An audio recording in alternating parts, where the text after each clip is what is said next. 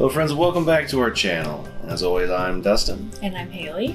And today we're here with our mission, I think, a goal in mind. We always want to help expand the Dungeons & Dragons player base and really get new players introduced to the game. With that in mind, one of the first decisions, and sometimes the hardest, that any new player has to make is what class they should play for their first character.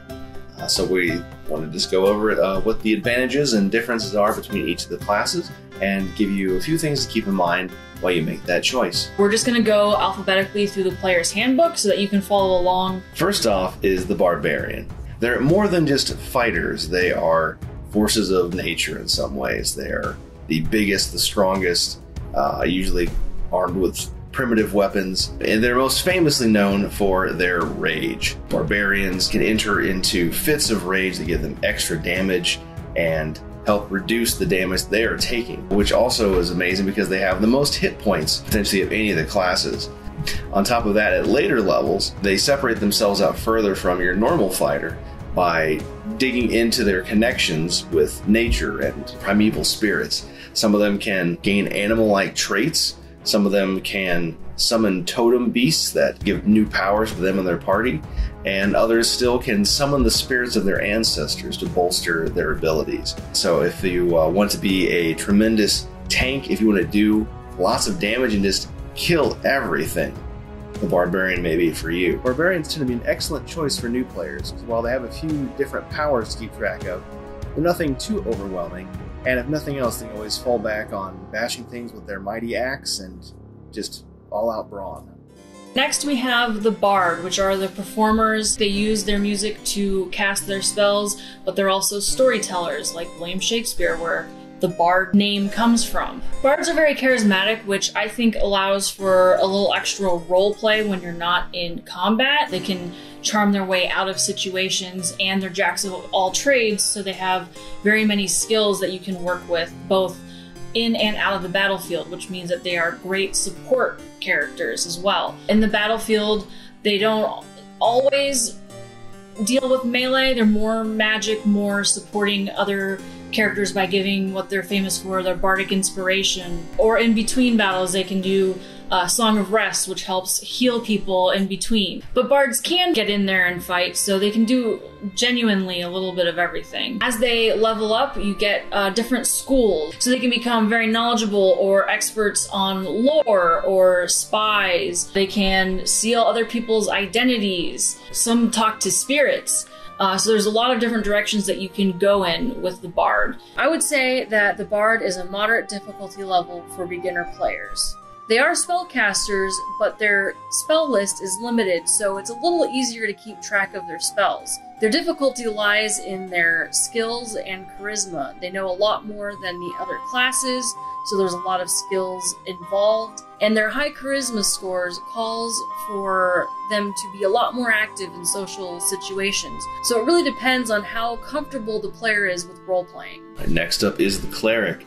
Clerics are traditionally priests, but unlike the typical image of a simple cloistered priest standing to the side offering prayers and support, clerics in D&D instead are heavily armored with a mace in one hand. They don't mind getting up into the front lines. Unlike the other divine schools, though, they do rely a little more heavily on their magic, and because of that, they're more traditionally known as the healers of the group rather than combatants. But that's not to say that they can only do that. So in general, clerics do have a lot of variety. There's a lot of different builds you can have for your cleric, and it depends on which god you decide to have them worship in-game. But depending on which path you take them down, it will super focus them on whatever that god's domain is. Be it fire-based spells, be it on the forge. Grave clerics can help raise people back from the dead or are exceptional at pushing the undead away. Depending on what your specialty is, it'll really define your character. So if you want to be on the side of life and preserving life and be the bane of the undead, then you should play one of the clerics. In general, though, clerics are a little more on the intermediate side to play for a first-time player.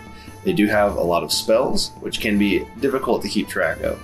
But they also have the ability to get up in the front lines instead of relying entirely on their spells, and they have a good amount of HP, so that'll help first-time players have a little more cushion. Next is the Druid, which is the guardian of the natural world. They rely on nature and the elements for casting their spells. They are backline combatants, I would say. They have lower hit points and they do more spell casting than fighting when on the battlefield.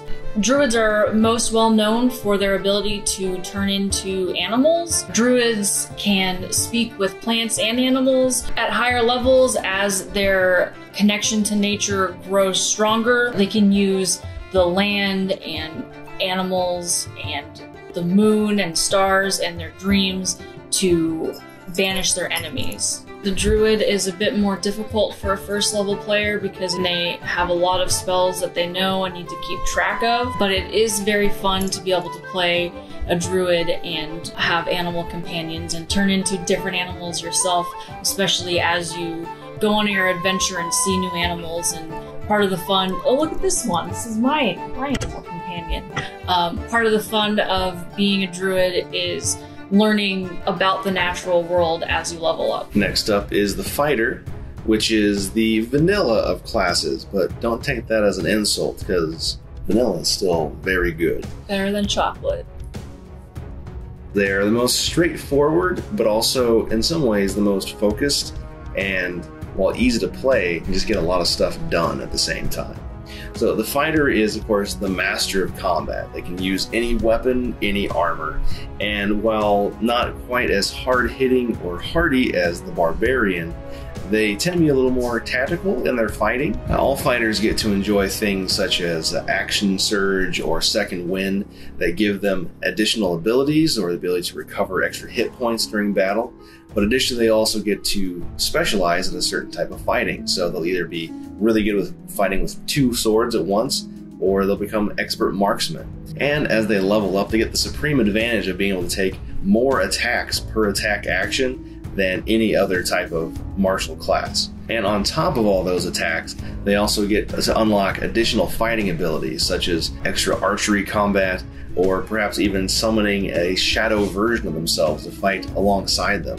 There's really no end of variety in the fighting styles a fighter can summon.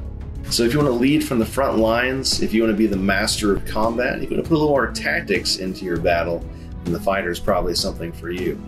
And nicely enough, they're also very easy for first-time players to pick up. They aren't overly complicated, but they still have a lot of options on the battlefield. A master of the martial arts, the next class is the monk. Monks are masters of key energy, which they use to perform unique attacks. So they can attack extra fast, catch arrows out of the air, and stun people with their fists. And they can also use their key energy to expel energy from their hands, not unlike Goku from Dragon Ball. Monks have supreme protection over their bodies and minds, and they have no need for armor or weapons. And if you play a monk, you really have the opportunity to play something unique. It's something that stands out from all the rest of the classes, as it's the only class that's inspired by Eastern culture. Think like martial arts movies. Monks would be an excellent choice for a first-time player because they're fairly straightforward and a really great way to stand out from the crowd. Next up is the Paladin. And Paladins, you'll note, feel like a little bit like the Cleric. Rather than being focused on healing people and going to the front lines more in a pinch or defensively, Paladins take to the charge and run straight into combat, bringing swift justice to the enemies of their gods. Paladins can heal because they are still divine characters, but they are more focused on their divine mission. And usually that includes destroying demons or clearing the land of sinners or evildoers. Much like the Fighter, they can fight with anything they can pick up, any weapon, any armor, but they enhance their fighting with their spell list, chief of which is the Smite. With the Smite, they can charge holy energy into their weapons and bring it crashing down upon a demon's head, exploding with holy light and doing tons of extra damage. Paladins also take different oaths to the gods that they serve, and those oaths give them specific powers. They could take oaths of conquest or revenge or leadership. Each of those will give them different themed abilities that will either charge up their attacks or give them different out-of-combat skills that they can use in order to fulfill their quests. Traditionally, Paladins are seen as leaders or frontline combatants. So if you want to play someone who, again, is a leader, a fighter, but also has a divine edge and a little bit of magic about them, then a Paladin's a great one to play.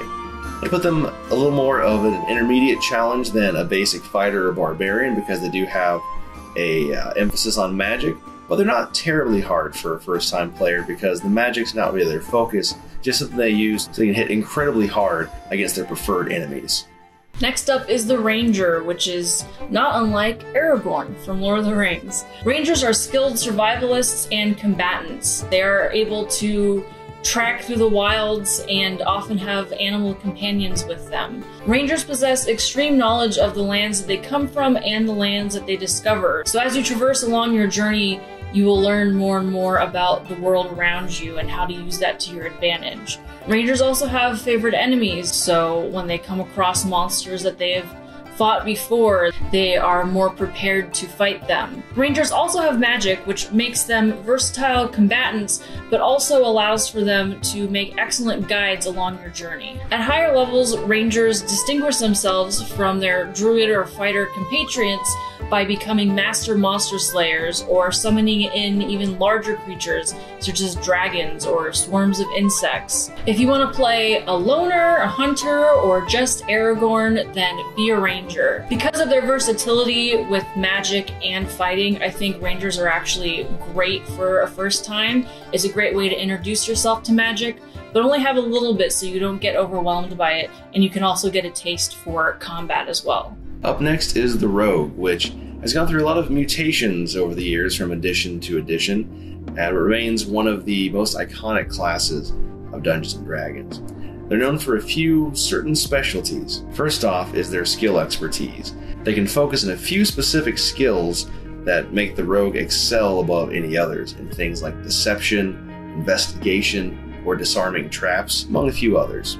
They're also one of the most mobile classes, having the ability to evade and dodge and just get out of the way of anything. Some rogue builds will also be able to dart into combat, dart back out, get away without taking damage. So they tend to be very sneaky, very good at hiding and moving in stealth and getting to where an enemy can't find them.